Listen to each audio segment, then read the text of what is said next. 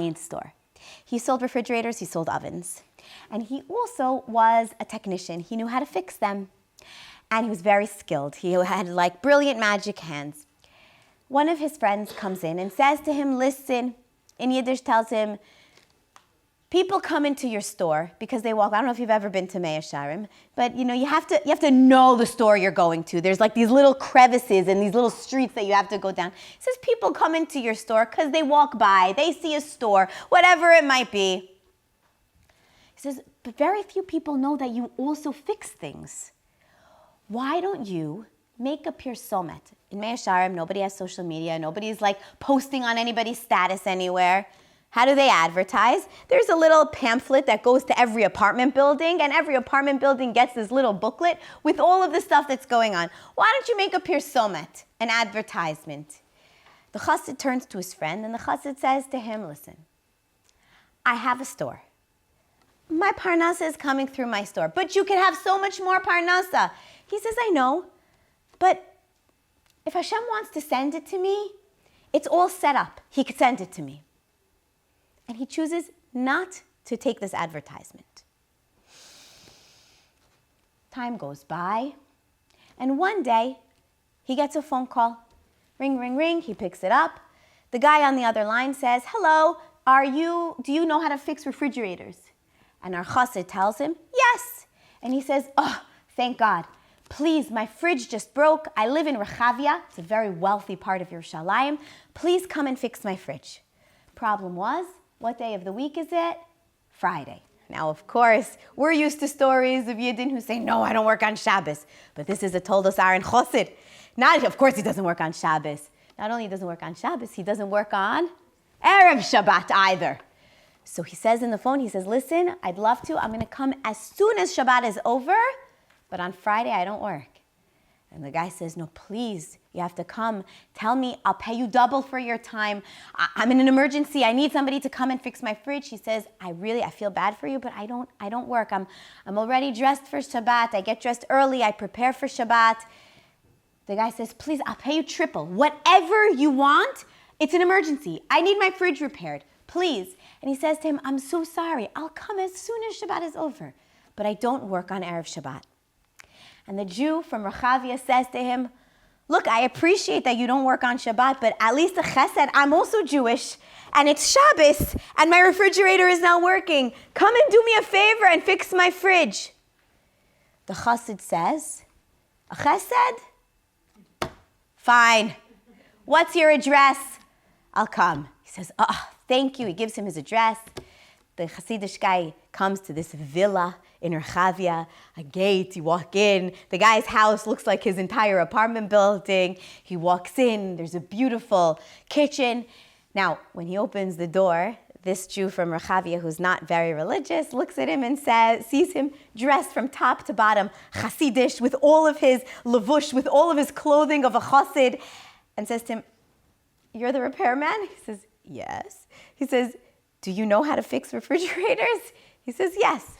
He's dressed in Shabbat clothes. He says, okay. Brings him in. The guy gets on the floor, opens things up, drilling this, that, the other. Within an hour, you hear the refrigerator. He says, your fridge is fixed. Thank you. The guy says, wow, you're magical. Thank you so much. How much do I owe you? And the chassid says, nothing. I told you. I don't work on Friday. He says, I know you don't work on Friday, but you came, you did me a chesed. I told you I would pay you double, triple. What's your usual rate? I'm going to pay you more than that. He says, no. I don't work on Shabbat, on Erev Shabbat. You said to me, can you come as a chesed? And I said, fine. I'll come to you to help another Jew as a chesed, but I don't work on Erev Shabbat, so you don't pay me anything. He says, no, I would have paid the other guy if the other guy would have come. Please let me pay you. And our Hasidish friend says, no, I don't work on Erev Shabbat.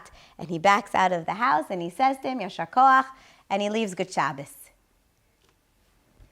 Our friend has no idea that this guy in Rechavia, he's a journalist. He writes for one of the biggest newspapers in Israel. Monday morning, he writes an article about the Technai Hayashar Mimea She'arim, about the straight, upright technician from Mea She'arim. He writes about how this chassid comes to his house, fixes his fridge just as a chesed, and he was so good. In the article, he writes the guy's name, the name of his store, his phone number. The phone has not stopped ringing because this Jew had a value. He had something that he says, here's my ohel, here's my tent, here's what defines me. This is who I am. I have made a decision, and this is what I am doing in my decision. When we're building our tents, we're building our homes. It used to be that you would come home and that was it. Once you were home, you're inside and the outside world is outside. But we don't live in a society like that anymore. Even a physical home doesn't have any boundaries because the street comes inside with us. So how do we create a space where we're not constantly looking to see outside, or our children are not constantly looking what's going on in the outside world? And I want to teach you something you can observe nowadays. It gets dark pretty early. You know that feeling where you're like, wait a second, how is everybody already coming home? How is it already like the end of the day? Didn't the day just start? And before you know it, it's dark outside and somebody is waving to you from outside, but you can't see them because your lights are on inside and it's dark, and they say, you didn't see me, I was waving from the street. And you say, when the lights are on inside, you can't see. And how about when you come home and it's dark inside, and before you turn on the light, all of a sudden you see your neighbor across the street, something's going on, and you tell everybody, wait, don't turn on the lights yet. Because when inside is dark, where are you looking? Everything outside. Do you know that when it's dark inside, your eyes can't help but look at the tiniest little bits of light outside? And when the lights are on inside and it's dark outside, we don't even notice the windows because the light is on inside. Comes Hanukkah, and Hashem tells us it's time to light up your light inside. What are you living for? Not what's on her account and what's she doing and what's the next thing that they're doing. What's your light that you are living for from inside? Can you light up your Yiddishkeit, your home, your Judaism? Torah is not just about this is allowed, this is not allowed. Why is this allowed? Do you know how much Hashem loves us?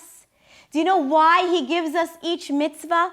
Because each mitzvah is bringing light into your life. Yeah, but this mitzvah, Amit, I hate it. It's so bad. It makes me feel so this. It makes me feel so that. Guess what? It's time to go and learn more about that mitzvah. Because the mitzvahs bring light into our life. And when we're excited about the mitzvahs that we do, we turn the lights on inside of us. And Yiddishkeit is not something that I do. Yiddishkeit is something that I am. I am a Yid. Not I do Jewish things. Hashem says, who are you? What do we say? Shema, 6 most important words of a Yid. Shema Yisrael, Adonai Eloheinu, Adonai Echad. We all know this pasuk. Shema Yisrael, listen. What does it mean? Israel. Who are you talking to? When you say Shema at least twice a day. When you're saying your Shema, who are you speaking to? Shema, listen up. Who are you saying to listen to you? To Yisrael. Not to somebody outside. Not to Hashem. Shema Yisrael. You take a moment and you stop and you say, my Yisrael. What do you mean, Amit? I am Yisrael. Every morning we say the bracha, Baruch atah Hashem Elokeinu melech haolam, shelo asani goy. Thank you, Hashem, that you didn't make me a goy. Duh, He didn't make us a goy. No. Every morning we say, thank you, Hashem, that you didn't make me a goy. what in my life looks goyish? What in my life makes me look like a goy, act like a goy, talk like a goy? Is there something that I can change? Shema Yisrael. Is my Yisrael shining? When I walk down the street, when I interact with who I interact with, is it clear? Psh, this is how a Jew acts. That's the light. That's the ness of Kislev. The ness of the time that we're in right now is to come out of my nature. Maybe I keep mitzvahs because I'm used to it. Not this month. Not this month. This month I have to say I keep mitzvahs because I'm paying attention to it. The Maharal says, what's the difference between a live body and a dead body? Chas v'shalom, if anybody has ever been next to someone who is goses, who is passing away, and they're there with the neshama as the person dies. And one moment they're alive and the next moment they're dead. And they say, I don't understand. Literally a moment ago he was here. And his body is here now, but this is not him. So who is it? What do you mean? This is not him. It's his body, but it's not him. Says the Maharal, what's the difference between a dead person and a person who was alive a moment earlier? And the answer is it's something called Ma'or Panim, the light of his face. What's the light of his face?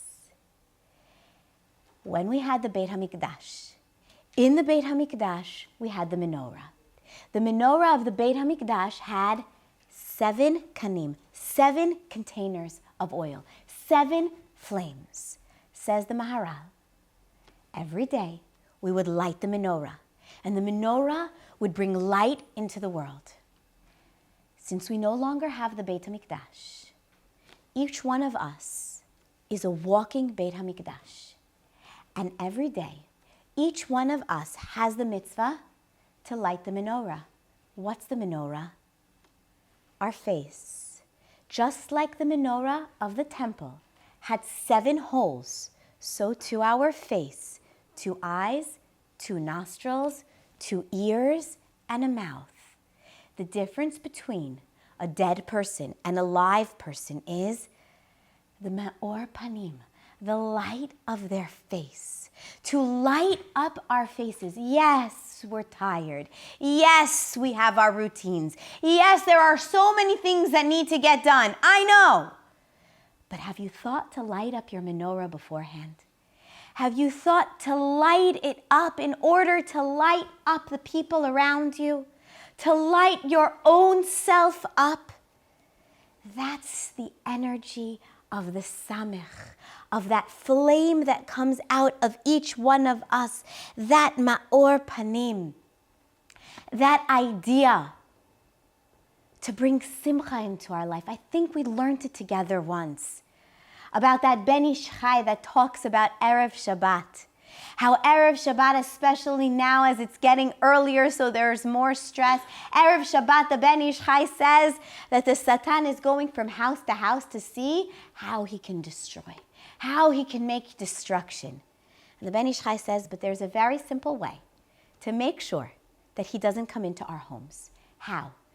We have to seal our windows so that he can't come in. Seal the bottom of the door so there's no way for him to see through. How do you seal it, Amit? Says the Ben Ish Chai, laughter. When the Satan hears laughter, it's like there's an invisible seal that doesn't let him in. Says the Ben Ish Chai, even if you don't feel like laughing, you feel like yelling, I don't understand. You dropped that. You didn't pick it up. Nobody took showers. Nobody did this. You say it like this. So nobody showered yet? You spilled that all over the floor. I just vacuumed. You didn't turn off the oven and now everything is burnt. And you laugh. As fake as it is. By the way, when you laugh fake, everybody around you thinks that you're crazy. And so they start to laugh, and then it becomes, and you go, it's so nice that you're laughing now. I'm actually not even real laughing. I'm about to cut your head off, but it's good that you're laughing now because now you have to clean it all up. The Satan comes and he peeks in at us weirdos laughing our heads off, and he says, I can't get in. And he moves over. And he moves over. That's the light of Kislev. The light of Kislev is to remember to laugh in our relationships, to remember to laugh at what's going on in our lives. Of course, life is serious, and of course, we have to take things seriously. But some of the best ways to take things seriously is to learn to laugh about them. And somehow, when we laugh, even in our most hardest times, that's when we see a change take place. That's when we see a ness come about.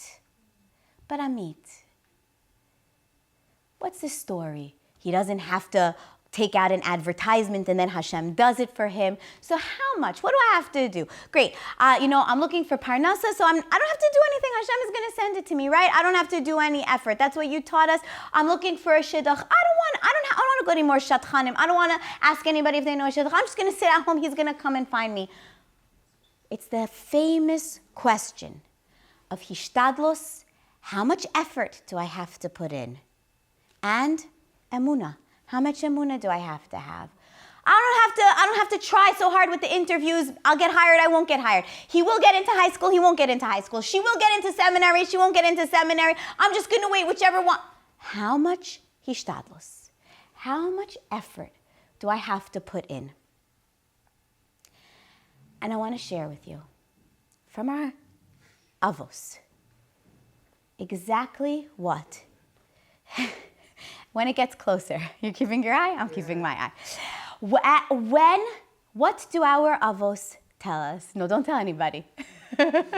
It's a guest. When Avram Avinu tells his servant Eliezer to find a wife for Rivka, to find a wife for Yitzchak. Should we just get rid of it? You got it? Nobody freak out. Oh, God bless you. Okay. Whew.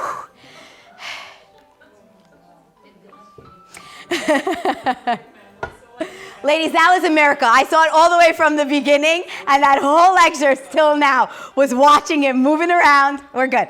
Okay, sorry.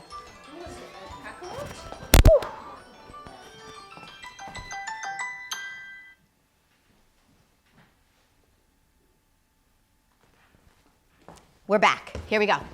Sorry.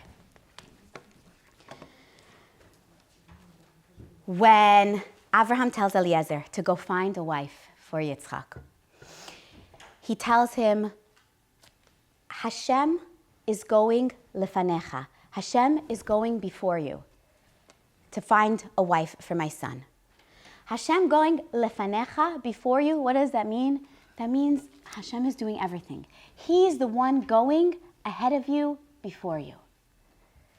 Eliezer, we know, when he comes back, he says to Lavan and Betuel, he's telling them, and my servant Abraham, he told me that Hashem is going, and he changes the word. He doesn't say, and he told me that Hashem is going before you. He says, and he told me that Hashem is going itcha, with you. Wait a second. Eliezer is Abraham's trustworthy servant.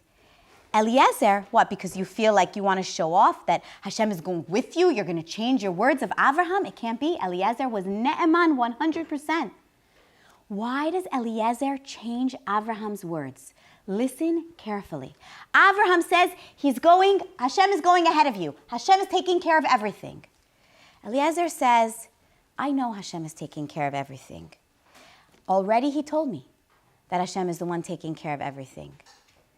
But I was sent as the messenger. And so now Hashem is coming with me. Hashem has a plan. And he can make the plan go exactly as he wants. Who's the only person who can mess up his plan? Me. And so what do? We're used to saying, Hashem, please help me do this. Hashem, please help me get into school. Hashem, please help my child get in. Hashem, please help me find the shidduch. Help my child find the shidduch. Hashem, please help me make parnasa. Hashem, please help me. We're used to saying, Hashem, please help me. You know what Eliezer says? That's not the right tefillah. The tefillah is, Hashem, please let me help you. You have a plan, Hashem. And your plan is my ultimate happiness and the best things that can happen for me. And so therefore, Hashem, please help me help you. I'm going to do this hishtadlos right now. I'm going to do this effort right now. But please help me help you. The word in Hebrew for help is ezer. Women are called ezer kenegdo. We think ezer means help. You know what ezer comes from? Oz. Oz vehadar levusha. Oz means power. Empower me to do what you want. Not Hashem, help me. Hashem, let me help you. Empower me that I should act as I'm meant to act. Empower me that what I choose to do should be the right choice. Empower me that the words that come out should be the right words, should be the words that I meant to say, the words that I meant to do. Every month has not just a letter, but has also a different sense associated with it. The sense for the month of Kislev is the sense of sleep, Sheina. What does that mean? Yaakov Avinu goes and he learns for 14 years in Yeshivat Shem Ve'ever. For 14 years, Yaakov Avinu steigs. He's learning, and Chazal tell us he does not sleep. For 14 years, he doesn't sleep. Finally, he's ready now to go find a wife. He's on his way to Lavan's house, and he falls asleep. Where does he fall asleep? On Har HaMoriah. He falls asleep right in Makom HaMikdash. And he has a dream, an amazing dream, a ladder, angels going up. He's seeing all different kinds of nevuas. He wakes up and he says, wow, ma nora hamakom hazeh. This is amazing. I never knew. I can't believe I didn't know. Says the Arizal, you can't believe you didn't know what? I can't believe I didn't know that you can serve Hashem through sleep also. Yaakov Avinu said for 14 years, I steiged. I pushed myself so hard because I said the only way to serve Hashem is to push and push and push. And here I come and I fall asleep. In my one sleep, look at all these visions that I had. The Arizal said that he had a dream once. The Arizal said all my chidushim that I had was from my nap that I would take on Shabbat. I would sleep on Shabbat, holy sleep, not sleep because he was in a food coma. Yeah, most of us, I remember Rabbi Fishel Schachter used to say, after Shabbos Suda, sometimes you have to take a nap on the couch so that you have enough energy to get upstairs to take a nap in your bed. Because we eat so much and we overeat and we eat such bad foods for us. You're supposed to eat and enjoy on Shabbos, but it's not a mitzvah to overeat and overindulge and then food coma. But you take a nap on Shabbat, and that sleep, the Arizal used to say, all of his chidushim came from that sleep that he used to take on Shabbat. There's kedusha, there's holiness in sleep.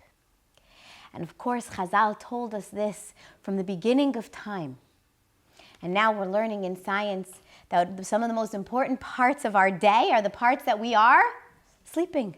That when we're sleeping, our brain is cleaning out all of the garbage of our mind, how important sleep is, how much we have to make sure that we have good sleep, how it has to be dark outside for our sleep to be ultimate, how important sleep is. Because Chazal tell us that when a person is tired, they make the worst decisions of their life. When a person is tired, they lose everything that they have coming to them. What happened to Esav? He was ayef. He was tired. He comes back tired. He sells his Bechorah. He makes the worst choice ever. Because when we're tired, we're not thinking straight. And so comes Chodesh Kislev and Hashem says, I want to make miracles for you. But are you awake enough to see my miracles? I'm going to give you long nights because I want you to enjoy your sleep. Your sleep is holy. I want before you fall asleep that you should say Shema Yisrael. I want you to talk to yourself and at the end of the day say, was I Yisrael today? Was I Yashar Kel? Was I that straight Jew from Mea Sharim that has values, that has boundaries? Did I have values today? Did I stand for my values today? Did I light up my menorah today? Did I create light in my Judaism today, in my life today? Shema Yisrael. Who am I? What am I doing in this world? And then in the morning to wake up, and not with reflection, but with a mission statement, Shema Yisrael, today I'm Yisrael, I'm Yashar Kel. It's all about, Kel is Hashem's name of energy. That's the English word Elokim. The English word electricity comes from Hashem's word Elokim, which means power. It's God's name of power. Yisrael is Yashar Kel, Hashem's energy. I'm filled with power and with strength. That's the power of Kislev. The whole month, all of the parshas that lead us up to Hanukkah are about dreams.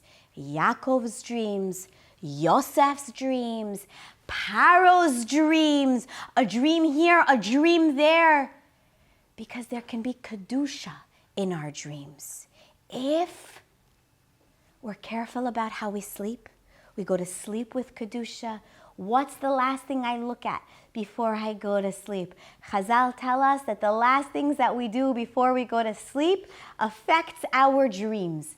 So a person says, Shema at night, that's beautiful, it's a wonderful way to end. But what's in my hand? What am I looking at right before I go to sleep? Make sure that it's Kedusha. Make sure that it's holiness. Make sure that I say, Hashem, I'm going to sleep now so that I could do mitzvahs tomorrow morning.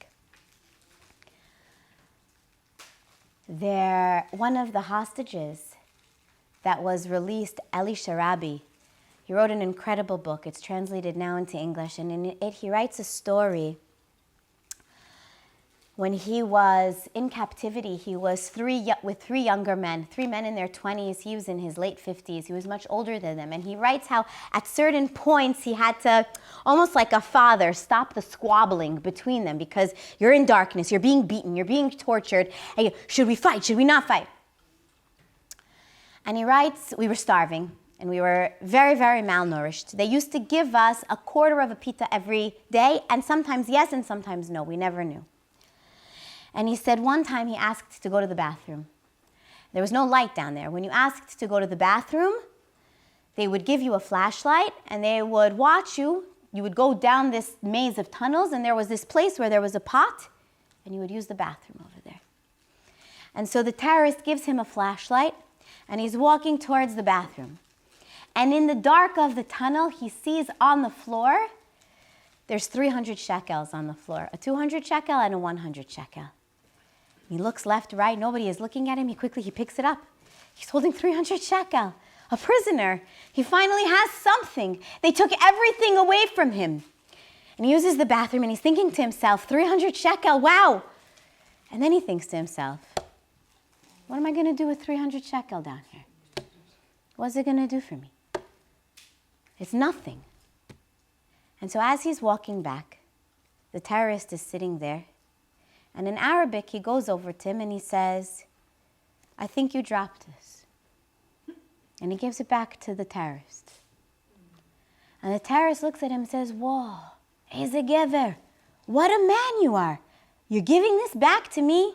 By the way, it's very interesting, But all of the hostages come back and they said that their captors were shocked at what kind of people they were. We don't even realize how different we are from other cultures. And they were shocked that even in captivity, what kind of people the Jewish people are. And he says, Eze Gever, wow, you gave it to me. And Eli Sharabi says, I said to him, maybe you can give me something to eat. And he looks at him and he says, I'll give you something. And he throws him a hot pita that was on his table. And he says, Yalla, go back. So now in the dark, he's feeling to get back to his room. And right before he walks into his room, he's smelling this pita. And he thinks to himself, listen, those 3 boys, they're young. They're strong. I'm already an older man. I'm starving. I need my nourishment. They'll never know if I eat this right now for myself. They'll never know. And he says, I thought I was going to just sit there and quickly scarf it down because who knows what tomorrow is going to bring. But he said, no, I'm not going to do that. And he stumbles in. They can't see him. They hear him come in and he says to them, Chevra, I have for us a su'uda. I have for us a meal fit for a king. And he tells them the whole story. And he says, I cut the pita into 4. And it was the first time in a long time that we had fresh pita. They used to give us the old pita. He says, we ate that quarter pita. And he says, you know what? It lasted us a feeling of satiation for a whole week. It wasn't like regular food. I felt full from that pita a whole week. And he said to his friends, he said, but you should just know, this is the most expensive pita you ever ate in your life. 300 shekel was the pita. And he says, but it lasted. Why? Because food filling me up, that's nature.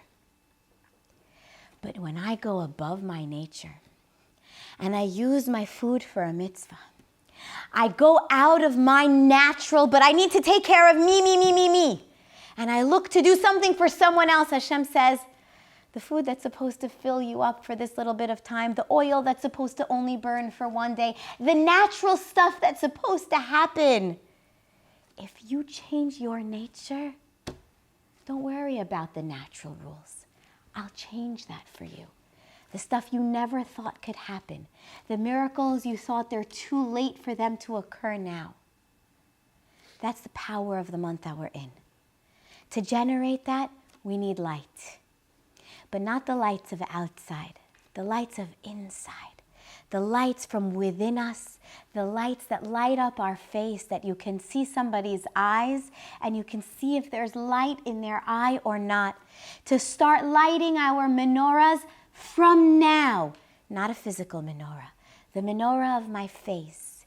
Yehi Ratzon Hashem should bless us, that we should have values, that we should know our values, that we should be able to walk through our lives with our values, and that we should be zoche, to have light, to have miracles, and to build the Beit HaMikdash in our days, Yehi Ratzon. Thank you, ladies. Chodesh Tov.